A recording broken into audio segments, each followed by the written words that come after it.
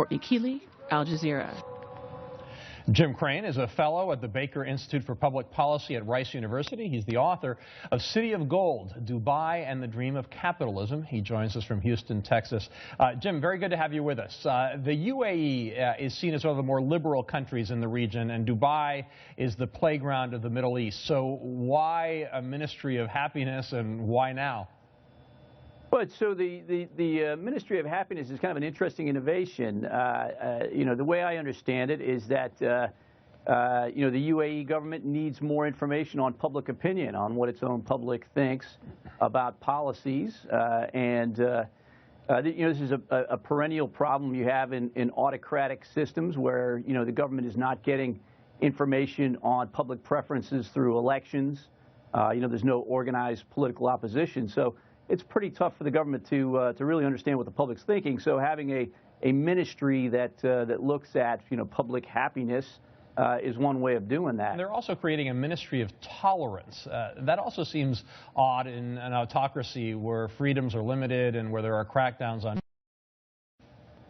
Well, tolerance is really one of the big competitive advantages that Dubai has had over the years and really helped make it what it is now. Dubai has got a lot of social freedom and a lot of religious tolerance. I mean, people from all different religions and all around the world go there to live. It's probably the most cosmopolitan city on the planet. And it has been, one of the key reasons that people want to invest there and open companies there or move there, build, buy second homes there. And it's made it a place that pretty much everybody from, anybody from any part of the world can go there and do business. They're also creating another government body, the Ministry of Cabinet Affairs, or at least they're putting that in charge of what they're calling the future. Is Sheikh Mohammed, the Dubai leader, doing that to send a message outside the UAE's borders to investors who may want to come to Dubai? Well, Sheikh Mohammed's been pretty good at innovating new government policies in the past, and he's done so successfully in Dubai.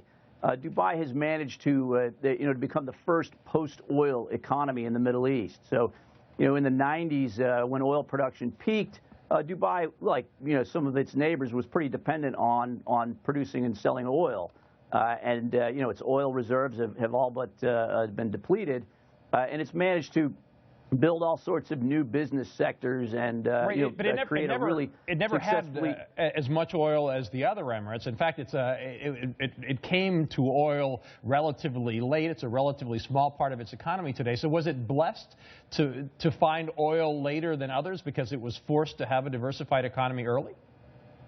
It was, yes, in a way. So they did find their oil much later. The ruler at the time invested the oil proceeds heavily in overbuilding his city's infrastructure. So commentators in the West made fun of him at the time. There was a front page article in the Wall Street Journal, in the 1980s, making fun of him for building a giant dry dock that was too big for any ship to fill it.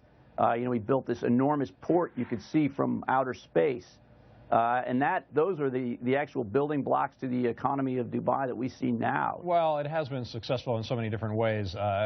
As in other Middle Eastern countries, a large migrant worker population has been subject to well-documented abuses. Do you think any of these ministries of happiness and tolerance will help them? I suspect not. I suspect these ministries are really more focused on the population of citizens. And as you mentioned with the big port, it seems that Dubai's tourist explosion in the past couple of decades was a case of if you build it, they will come, and they came. But it did lead to a real estate bubble that burst with the world financial crisis, and they needed Abu Dhabi oil money to survive. What do you see in the future? Well, so it did stumble in 2008 and 2009 when the real estate crash happened. But the buildings that were created back then are still there. These are facts on the ground, and the city is thriving again. I mean, people are coming from all over the world to open businesses there and buy second homes. So it's doing pretty well. Jim Krane from the Baker Institute. Good to have you with us. Thank you. Thank you. And that's it for this International News Hour on Al Jazeera America. In our next